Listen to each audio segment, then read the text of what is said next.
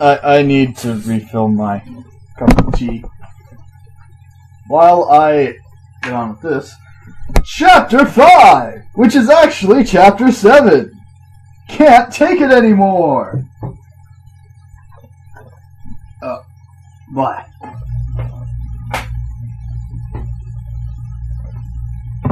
Alright. The doctor had assured us that she will take extra good care of Flandre and make sure she heals nicely, with her butt still intact for another... Never mind.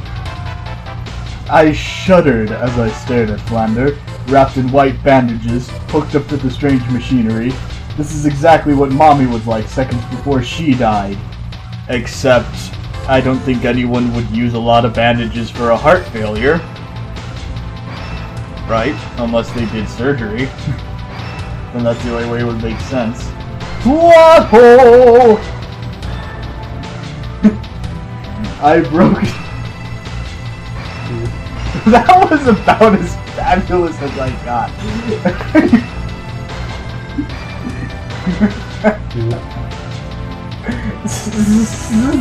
Not that horrible. I need to recollect.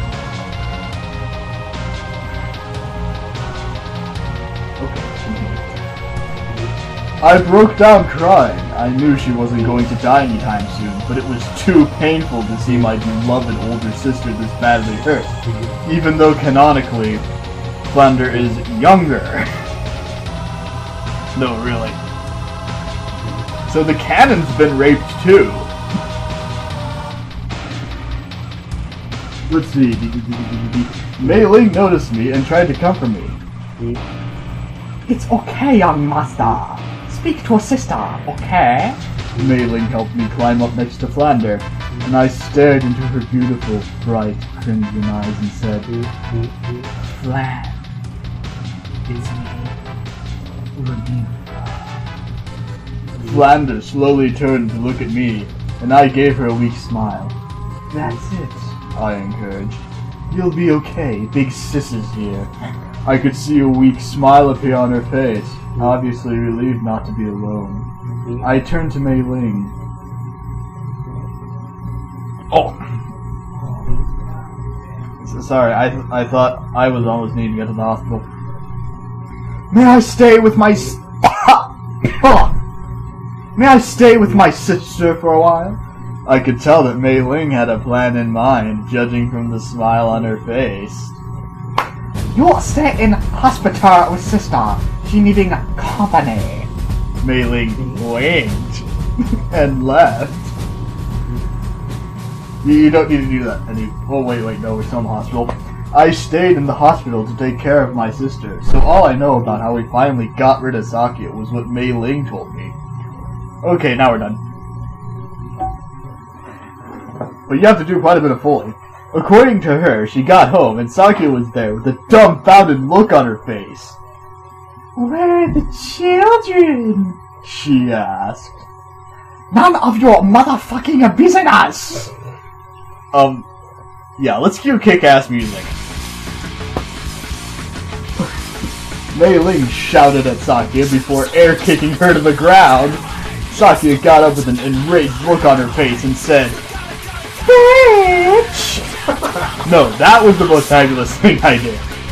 Sakia threw several knives at Mei Ling, but she did several backflips to avoid them, and then she picked up a table to block more knives. Table. What do you mean? This is a college dorm that doesn't have a table? Never mind.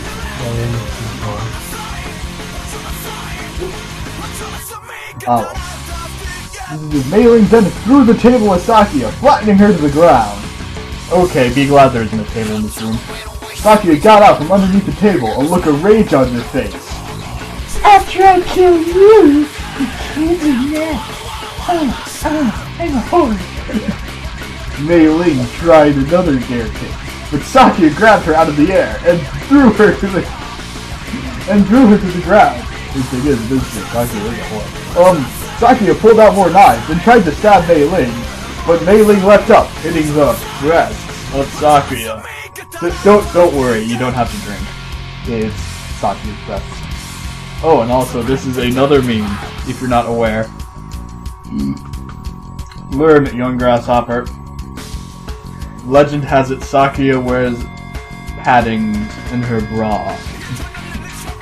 Legend has it. It might or might not be true, but medically she does. Okay. Alright, good. The more you know. And knowing is half the battle. And all that hullabaloo. Stay in school, kids. This was potentially a very bad mistake. Sakuya folded her arms over her exposed chest as the padded object went. As the flop on the floor. Apparently it was full of, beads. Sakuya was absolutely pissed! Fucking bitchy! Fuck! She screamed as she pulled out several more knives and rushed towards Mei Ling, stabbing her in the chest viciously. Okay, now you have to drink.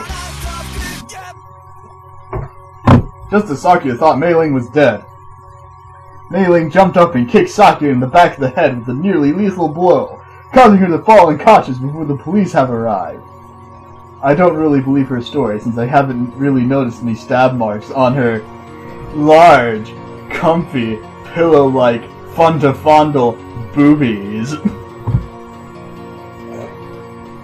Don't worry, it just says chest. I added that part.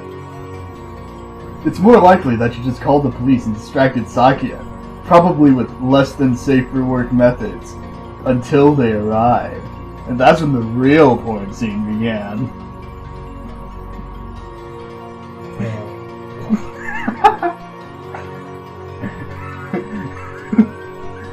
Well, what do you think of this story so far?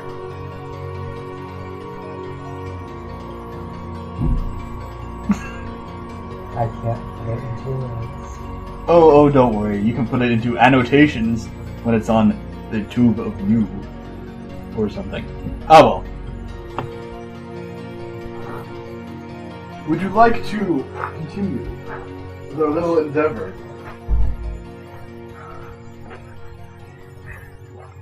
Alright.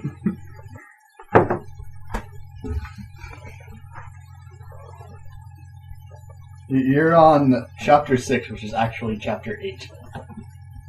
Okay. Chapter 6/8 Aftermath. Sakuya was held on trial for child molestation, child abuse, and some other things that I forgot.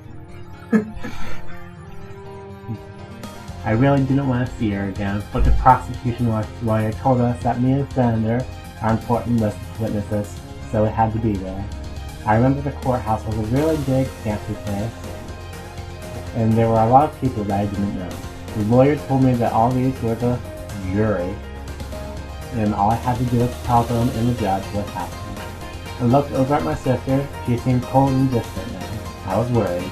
This wasn't like her at all, and she would be moaning and whining that she would want to go home and play any other time. But she was still and silent as a statue. The prosecutor and defense lawyers, which is smart things, said a lot of things. I don't remember what they were, and even if I did, they used such confusing language that I would have no hope of deciphering them. Objection! Objection! Objection! Objection! That's the only law terminology I know. Also, continue. Or I can just add it in. Oh, continue. Eventually, the judge called me to the stand. It was very intimidating there.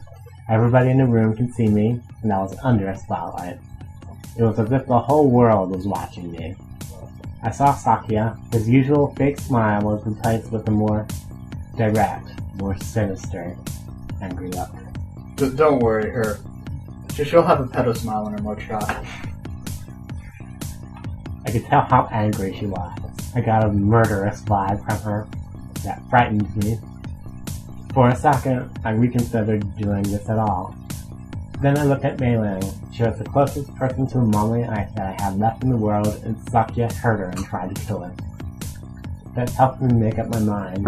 I would show the bitch no mercy at all. I told show the bitch no mercy at all.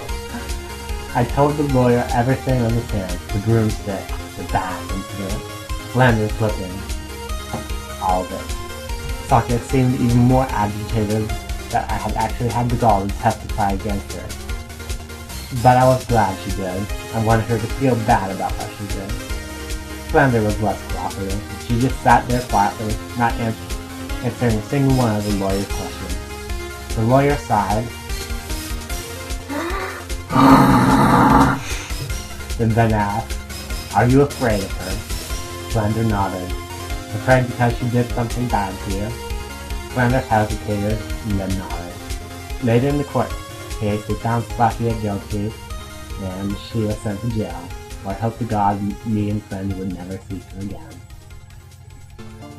We went home, and Mei-Ling read us a story to help us relax after the trial. It was a story about our mom before we were born. She was a beautiful woman who defended all of Gensokyo and Toho World from some evil humans. Because Toho World and Gensokyo are completely different places. Thing is, they're the same place. From some evil humans who attempted to take over. She sounded like a truly wonderful hero, and it made me miss her even more. We went to bed, and Mei-Ling took us in, and script like the way Mom used to. I turned to Flandre and said, "Good night, sis." She turned away from me and said nothing. This was not the Flandre I knew. That Flandre was never going to come back, was she? Story so far.